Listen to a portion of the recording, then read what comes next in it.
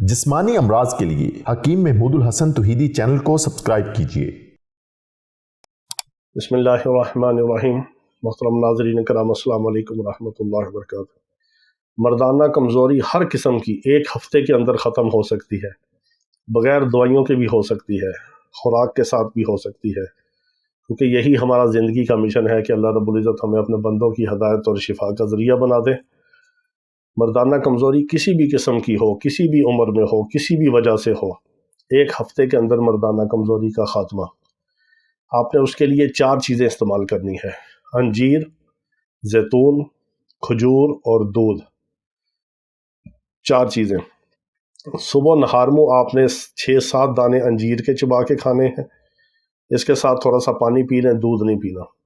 رات کو سونے سے پہلے آپ نے زیتون کے چند دانے چبا کے کھانے ہیں، اس کے بعد آپ نے پانی پینا ہے یا کچھ دودھ وغیرہ نہیں پینا۔ دوپہر کے ٹائم آپ نے کھانے سے پہلے، اگر کھانا نہیں کھاتے پھر بھی آپ لے سکتے ہیں، چند دانے آپ نے کھجوروں کے کھانے ہیں، اوپر سے آپ نے نیم گرم 1 کپ دودھ پینا ہے۔ صبح انجیر، رات کو زیتون، دوپہر کو کھجور اور دودھ۔